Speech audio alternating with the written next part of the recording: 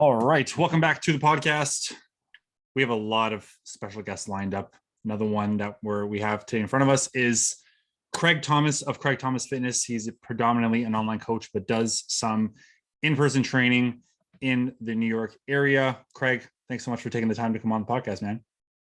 John, thank you for having me. Awesome, man. I'm looking forward to digging in. Always nice to hear from other coaches. I'm always open to learning from those that have been around longer than me. Right. I know my hairline gives away how old I might be, but I haven't been in the industry as long as most people. But you are a seasoned veteran, my man. And I'd love to know more about you and your story, because I don't know like the whole background. So for the audience that doesn't know you, and for myself, honestly, really is, I'd love to know like what got you into fitness in the first place. And then we'll talk about like why you wanted to become a coach. That's actually a really great question. I think at the time that I got into it, really, and it was one of the things that I picked up after college, and I did a lot of my own fitness. I was really tracking a lot of things that I'd done, the things that I'd learned as well from friends, and from back then there were magazines. There was all kind of literature was out there pre-internet, which has just a lot more resources out. But many of those you had to really get your hands on were library or your common kind of 7-Elevens or whatnot, even from friends who've been kind of experienced in the gym. So much of that really was, to me, was handed down, transcended upon, people that had learned things before. And after kind of really falling in love with it, as far as the competitiveness to it was, which it was in the gym, as well as just how it made me perform better in my own kind of sports time after college, pickup games, just recreationally. It was something that as I moved into New York, I didn't really think about it as being a coach. And I kind of fell into it initially. I went into a gym called Definitions, which was just a one-on-one training gym. It was one of the actual pioneers in the entire industry. They had started it back in 1983. And I actually liked kind of their protocol for it. You'd kind of have your set time at the gym, you'd fill people in, and we're all kind of part of a team. And it was just a one-on-one training gym. And there's no membership at all involved. So you really kind of learned how it is to not only train your own and track your own, but you also learned how to jump in with others. And with their progress, you kind of even learned how their progress was going through another coach, and you had to kind of learn their system and kind of continue on how their programs were. So it was a good learning experience. And I kind of hit my plateau and kind of was banging my head against the ceiling there. And I went off my own in about 2007 and went to a gym in the city called Peak Performance for a long time. And there they brought in a lot of the best coaches from around the area.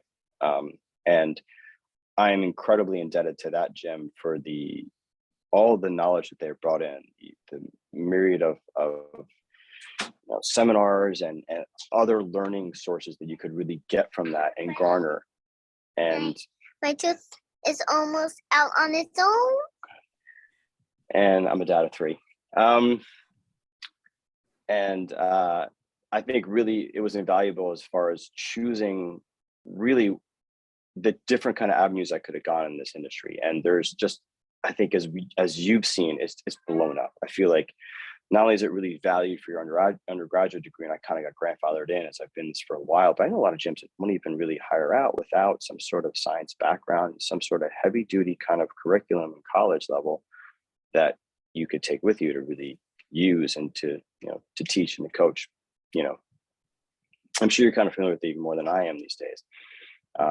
But I think in taking that and really kind of pulling from different kinds of methodologies, certifications and all that, and really kind of tailoring that to the kind of way I see myself and what I valued and what I can bestow upon clients.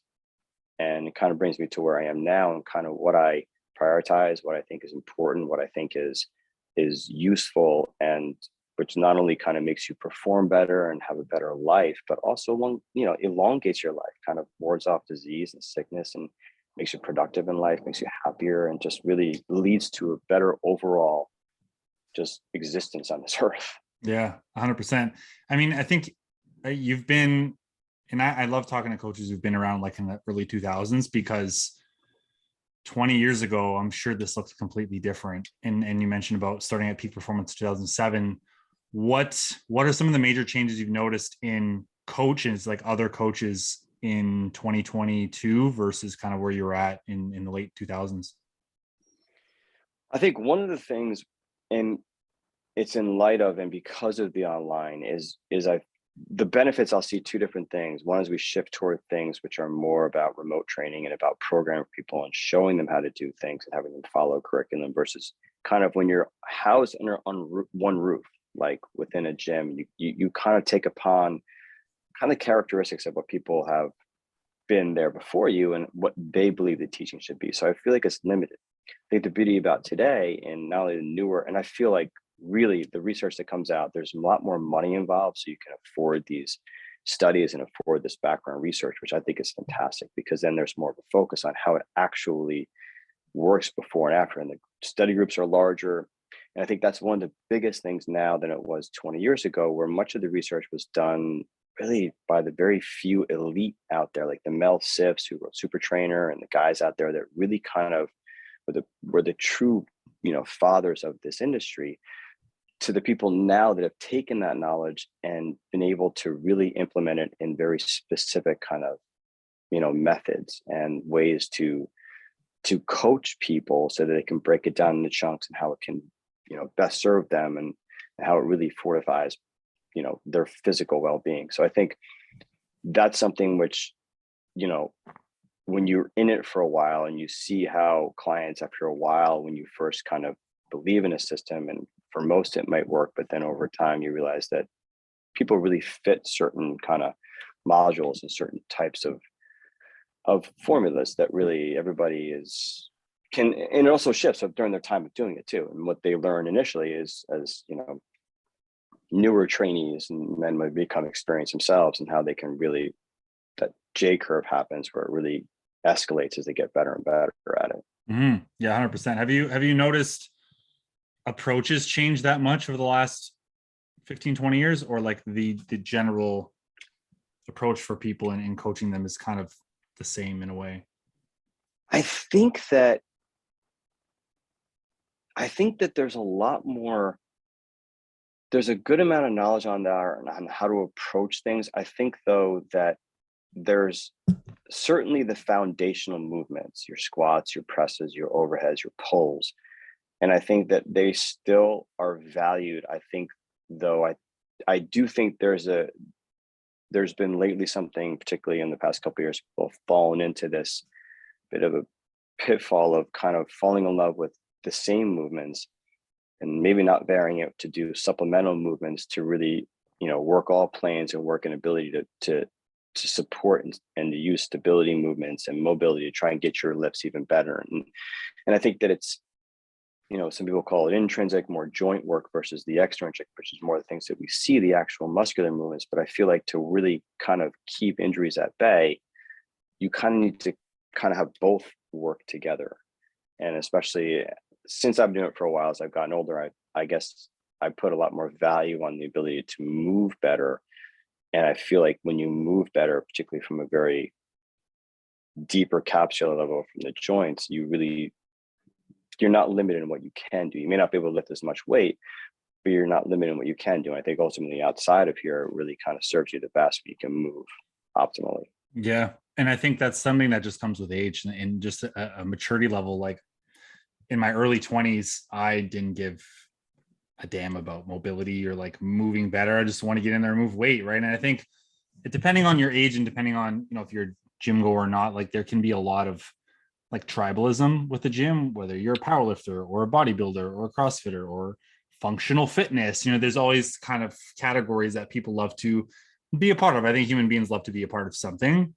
Where have you found your journey over the last 20 years in terms of fitness? I know you're more well-rounded now. Was that always the case, or did you have those kind of like bodybuilder? Absolutely. No, yeah, I did. I certainly, the first 10 years, without a doubt, those bodybuilder basic, those foundational movements were important, and really still are now. I don't shun any of those at all now. And I still think they're vital to doing it. I also think though that, as coaches too, you put people in the blocks. I think the important thing is to vary those blocks. And I even find myself sometimes falling into because we've become so busy between life that when it comes to our own training, taking care of ourselves, it's easy to fall back on things that we know and be like, well, that's something that I don't have to spend a lot of time on, both brain power wise and, exertion. So I can move through these and still get in what I need to get in. So, sometimes I'll fall back to those, and I still love those movements. I still pay attention to them. I might go to dumbbells versus actual barbell when it comes to pushing motions.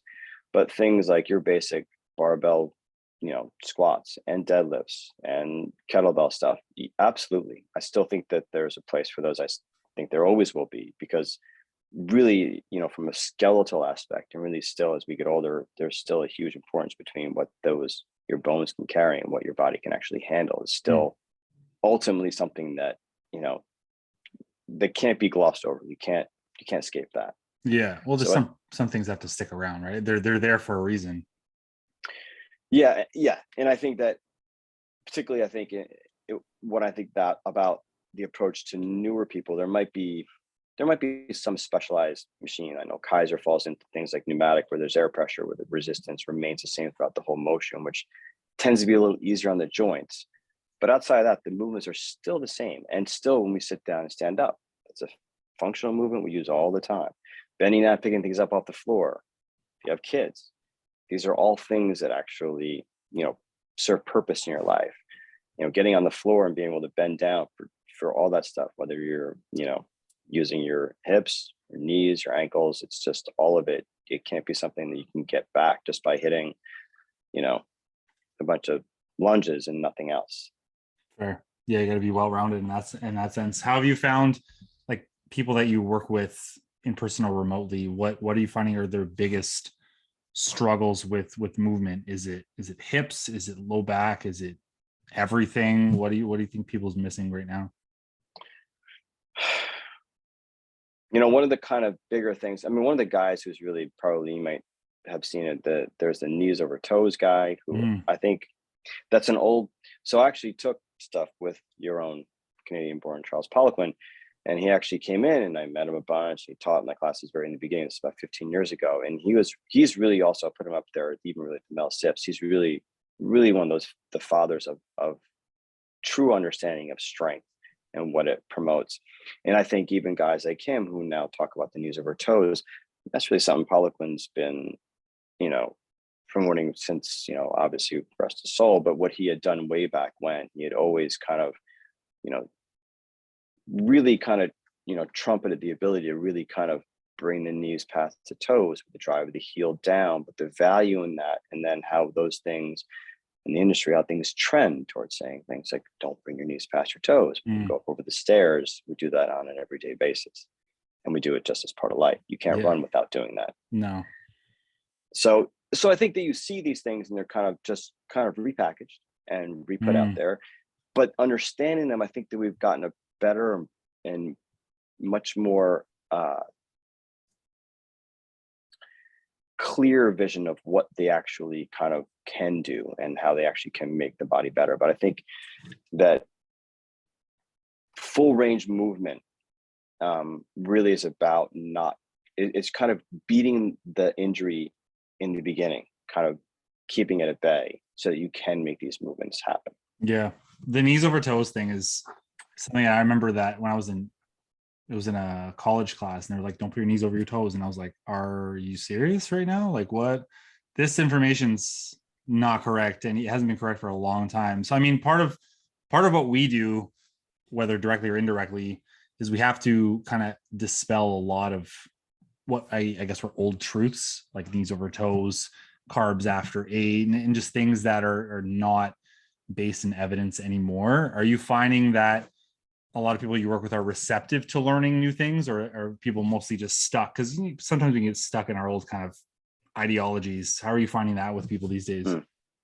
It's actually a great question. And I think that really, one of the things that I think I do my best to try and provide is saying, like, here's the information. And this is what I know about based on really on a lot of years of what they've given for research and backing, and all these, whether it's diet based, whether it's movement based, even whether it's sleep based, really is a lifestyle. It's something that I think that there are certain foundational necessities, and really learning like your resting metabolic rate is. I think those are important kind of things to know. It kind of gives you a guideline on what you can expect of yourself and how you're different from others.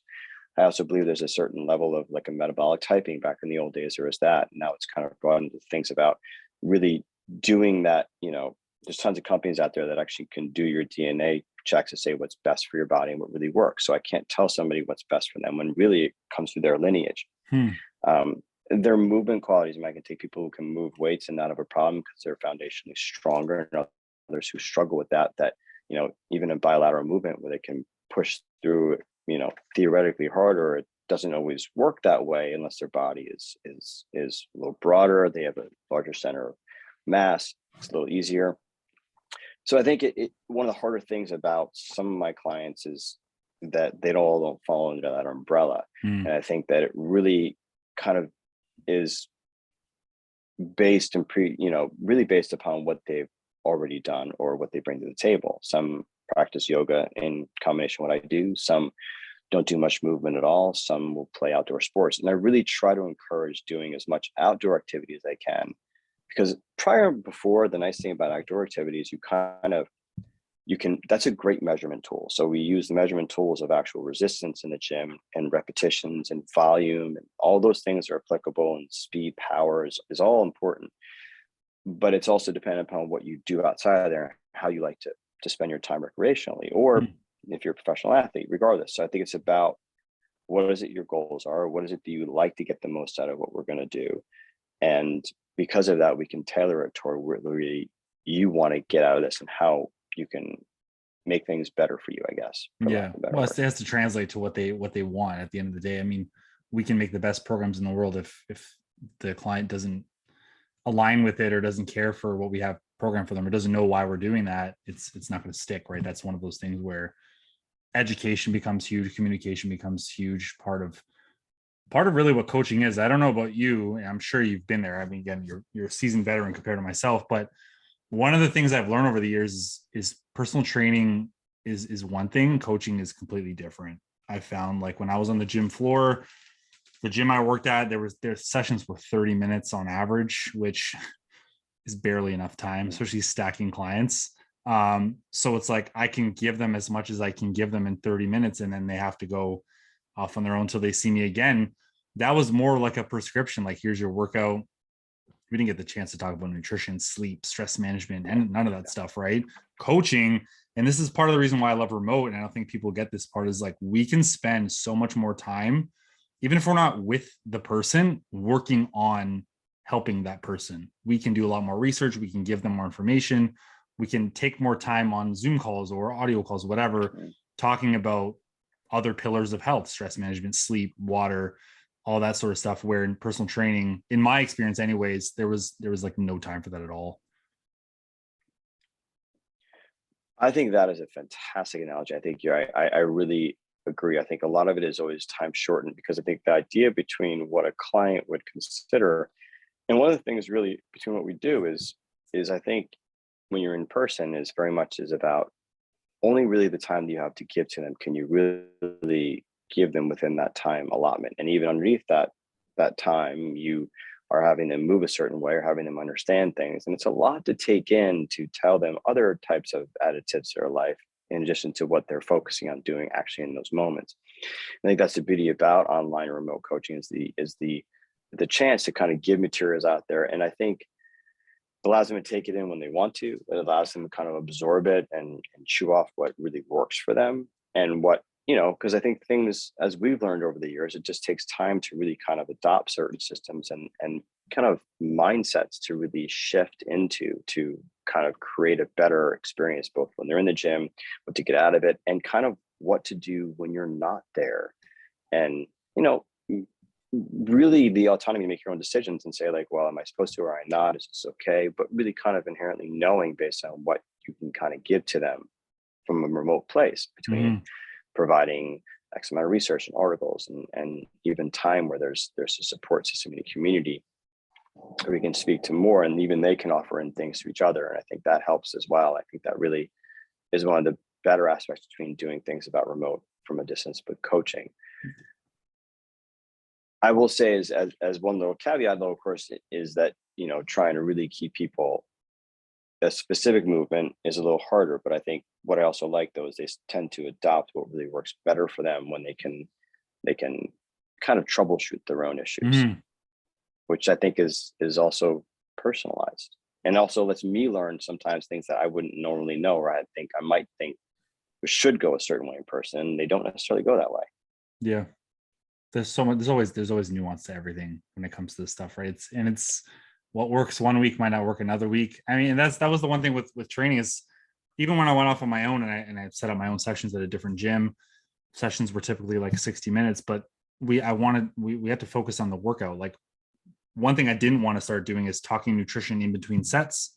Then you take away from the work, then the rest times are too long and they get distracted. But like you said, it's a lot of information to kind of give someone while they're already learning movement patterns and focusing on, getting stronger, moving better, to then tack on everything else. It's a lot. I don't know if I could even, like, if I was in that scenario as a client right now, I don't know if I could take all that in 60 minutes and be able to apply it the next time around or the next day.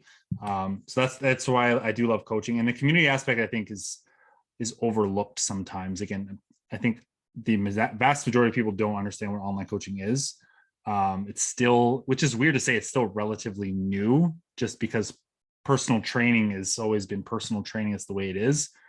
But I think the freedom aspect of things, developing self-efficacy is humongous, and just communication with coach, that to me, in the community, if you're a coach that has a community build, like, that's huge, because when people can connect with others that are like them, I think that just elevates them even more to want to keep improving, to have a bigger support system, and those with bigger support networks tend to do better.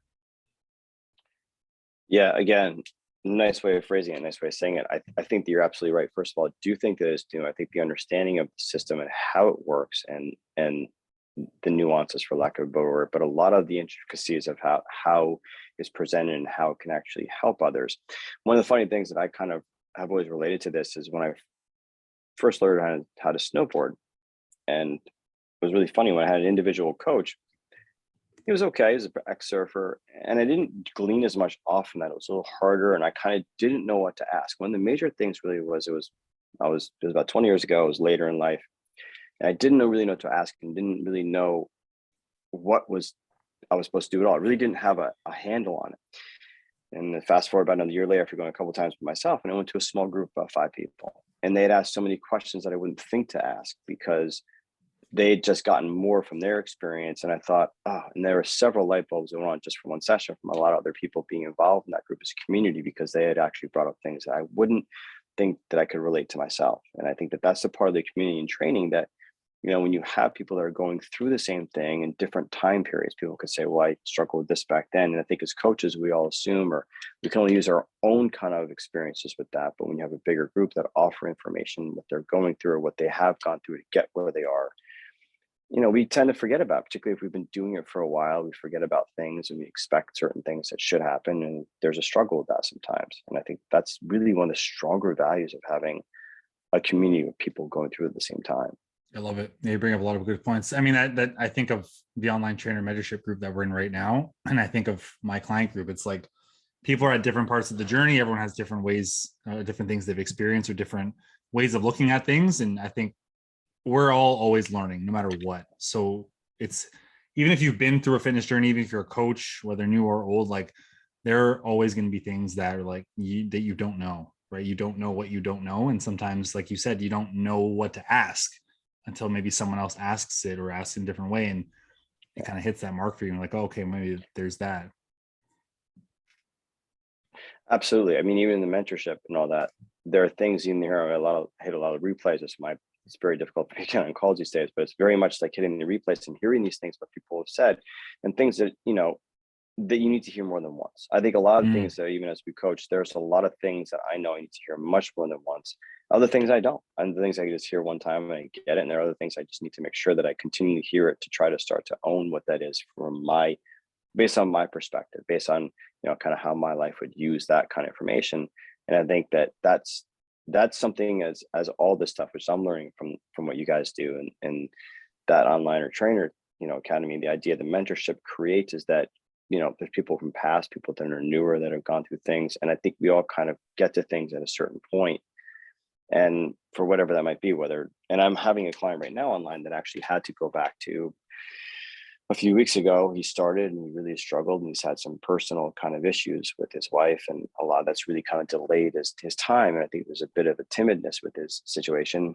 And we actually had to go through something together yesterday, and I had to really kind of take him through it and show him also what it is to do and how it can actually be remedialized to make it easier for himself. And that even though there are certain things within the program to do, that, it's really about taking a little bit for each time of what you can handle and what you can certainly get out of. And it's not just to get through without thinking. I want people to be mindful, to understand what they're doing and how it actually may help other kinds of things, whether it's a training actual exercise or whether it's something that they're doing outside of the training world. Which is huge. And I think the key point you made there is something that they can handle, right? I think that one of the biggest problems people have, maybe this air midsummer, but biggest time people have any time really that's starting a journey, they're like, okay, I want to lose weight or I want to do this, is they jump into like extremes. They go from couch to 6 days a week at the gym, or they want to, cut out all the vices or all the other foods. And I think small steps really do go a long way. No one transforms that quickly. That's not something that happens. You can speak to that. It's longevity. It's doing the same things repeatedly, being consistent and not perfect. And time is the best multiplier of all time. That's really all you can do. Do you find that happens a lot with your clients, or people are more willing to take that small step and then stack them? I think it's really hard. I think wow. Being in this area and really working through New York, there's quite a bit of type A personalities. So you have people that are really an all or nothing kind of thing. And many of them, I try to remind them, particularly when they have very busy times, which, your lawyers and your doctors and whatever, especially in the city, you have moments where it just becomes very difficult. And I'll say, look, I try to do as much postings about this and mention this stuff, but look, there are times when I have my days where I do 15 minutes here, 15 minutes later as part of a program, and maybe 15 minutes later, where there's a 45-minute block, but you make the most efficiency out of those little moments that you can get out of your day. Now, I know might be in a gym, I may have access to it, or do something from home, but I think I try to at least, bring that up as an option for those that might have even 2 days a week, if that's all that they have. And I try to say, look, the continuity of things is so key though. And I think so much of that is really about not falling off the wagon per se, because when that happens, you get further away from it. And that distance is when you hit that danger part. And I think really when you feel still part of something, that's why the community aspect, you can come back to that, why that really kind of holds you accountable. It isn't just me, but you're now in with a cohort or a group. You've got others that are also saying, well, how are you doing? And I think that it's not just one person you answer to, but it's several. And I think that when you have clients to become part of that, I think that's a big aspect and a big part of their lives. They realize that it's not just them. And it becomes something of, well, I'm part of something that, is a little bit more than that. And then you have more time to come back and maybe get better at it and actually put in actual, quality time. And that's going to ebb and flow throughout the year. And I think that's fine. But I think the idea about staying with things and not, falling down into that rabbit hole of getting further away from, staying with some sort of program, even if it's a little bit delayed, you just don't want to be there, really. Mm-hmm. Yeah. And I think something that I've worked towards changing in my language is on the wagon, off the wagon, on track, off track. Because if you have a goal and especially if you have a coach, like you're on the journey. Like there's no off the journey. It's just, you have good days, you have bad days, because we all will have them. One of my clients brought up the word speed bump, and I've been using it like crazy ever since, because it's like, yeah, speed bumps will slow you down. The stop signs that, it's you're in that car, you're on the journey. As long as you don't get out of the car, it's like you just stop and turn back the other way, you're going to be okay, right? It might take you a little bit longer to get there, but it's like, no matter what you do, whether you have a night where you just drank all your calories, or you ate well throughout the day and you trained, you're still on that journey. I think that's where people are like, oh, I fell off the wagon. Okay, I'll start fresh on this day. Like, as we record this, it's a holiday weekend coming up. I'm sure a lot of people are thinking the same thing of like, on Friday, they'll have an overindulgence. Like, don't worry about it. It's a holiday weekend. Let's start again next week. So it's that mentality I want people to get away from, because it's damaging long-term. I think it's like, once you make one mistake, you stop. And as you said, you don't want to get to a place where it's taking you that much longer and longer and longer to get where you want to go. Yeah, I think that's really right. I mean, piggybacking off that idea really is, when you think about this as a life choice, and I think that's the difference really what now is versus many years ago. Many years it was like, this is my allocation of time in the gym. I'm going to be here and I can do whatever I want away from it. I think the idea about saying that, that this is something that's, up to you, as your responsibility with, somebody who's staying with you on this journey, is really saying, well, even if I'm on vacation, even if I'm moving a little bit here, can I get on the floor? Can I move okay? Some of this is also about, like, it's okay to do those moments and you're welcome to reward yourself with things. I'm fine with that. But it's the movement quality to the point of not being so uncomfortable that, you get to those points repeatedly. I think once in a while is fine. It's a gut check, literally and figuratively. I think it's something where it's like, okay, is it worth that to get to that point? It's entirely up to you. Everybody has a different threshold, but I think feeling that way is where you kind of don't want to go. It's certainly all about, rewarding yourself is fine with however you feel that that's necessary. But the idea is to feel good about those rewards and not feel like I need to, feel a certain kind of self-disrespect, which is not where you want to go no matter what.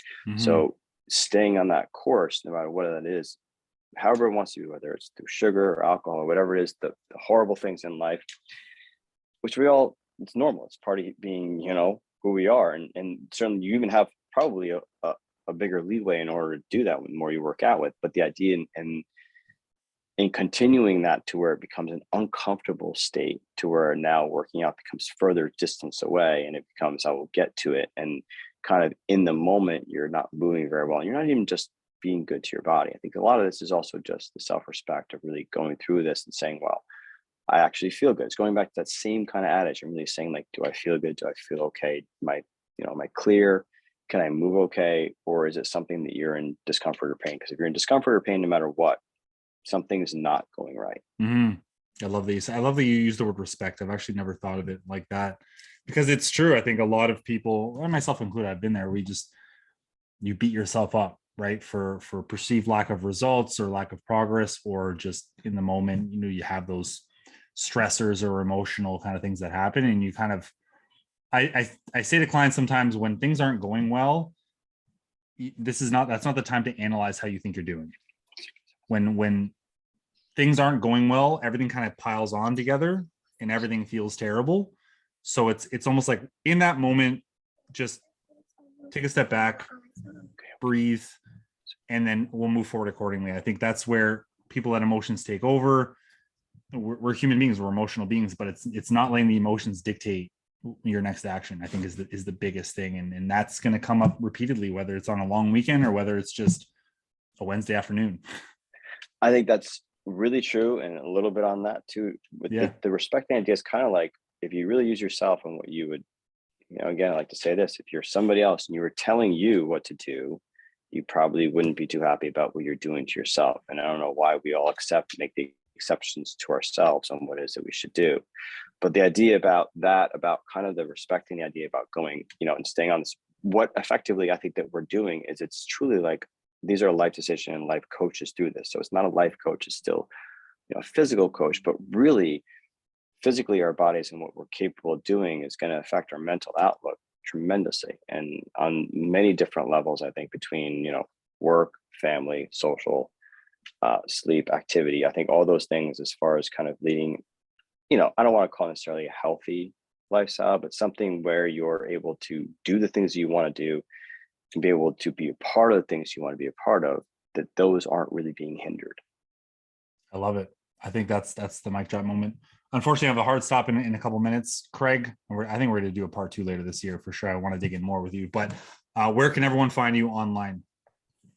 Craig Thomas Fitness online. I'm revamping my website currently, but I'm all over Facebook these days. Some on Instagram here and there. It's Craig T is my handle, 740 Craig T 740 on Instagram, and Craig Thomas underneath Facebook. I am doing some construction on this stuff, but perfect. For the moments, that's where I am for now. Yeah, man. I'll link everything in the show notes. Craig, thanks again for taking the time, man.